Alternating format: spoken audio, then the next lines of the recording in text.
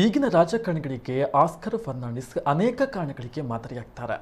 ದೆಹಲಿಯ ಕಚೇರಿಯ ಜಗಲಿಯಲ್ಲಿ ದಿನದ 24 ಗಂಟೆಯೂ ಕಾರ್ಯಕರ್ತರಿಗೆ ಲಭ್ಯವಿರ್ತಾ ಇದ್ದಂತಹ ಆಸ್ಕರ್ ಫರ್ನಾಂಡಿಸ್ ರಾಷ್ಟ್ರೀಯ ನಾಯಕನಾಗಿ ಬೆಳೆದ್ರು. ತವರೂರಲ್ಲಿ ಅಪ್ಪಟ ಮಣ್ಣಿನ ಮಗನಾಗಿದ್ರು. ಹುಟ್ಟು ಕೃಷಿಕರಾದ ಆಸ್ಕರ್ ಲೀಲಾಜಾಲವಾಗಿ ತುಳು ಪಾದನಗಳನ್ನು ಹಾಡ್ತಾ ಇದ್ರು. ಸ್ಥಳೀಯ ಗಣೇಶೋತ್ಸವ ಸಮಿತಿಯ ಅಧ್ಯಕ್ಷರೂ ಆಗಿದ್ರು. ವಿಧಾನಸೌಧದಲ್ಲಿ ಕರಾವಳಿಯ ನಾಯಕರು ಯಕ್ಷಗಾನವನ್ನು ಪ್ರದರ್ಶನ ಮಾಡಿದಾಗ ತಾವು ಕೂಡ ಬಣ್ಣವನ್ನು ಹಚ್ಚಿದ್ರು. ಭರತನಾಟ್ಯ, ಕೂಚುಪುಡಿ ನೃತ್ಯ ಪ್ರಾಕಾರಗಳಲ್ಲೂ ಇವರಿಗೆ ಜ್ಞಾನವಿತ್ತು. ಅವರೊಬ್ಬ ಅಪರೂಪದ ಯೋಗಪಟು. ಯೋಗ ಮತ್ತು ಆಯುರ್ವೇದದ ಪ್ರತಿಪಾದಕರಾಗಿಯೂ ಆಸ್ಕರ್ ಫರ್ನಾಂಡಿಸ್ ಗಮನವನ್ನು ಸೆಳೆದಿದ್ರು. ಮಕ್ಕಳೆಂದರೆ ಅತಿಯಾದ ಪ್ರೀತಿ ಹೊಂದಿದ್ದ ಆಸ್ಕರ್ ಫರ್ನಾಂಡಿಸ್ ಮಕ್ಕಳು ಸಿಕ್ಕರೆ ಮೌತ್ ಆರ್ಗನ್ ನುಡಿಸುವ ಮೂಲಕ ರಂಜಿಸ್ತಾ ಇದ್ರು.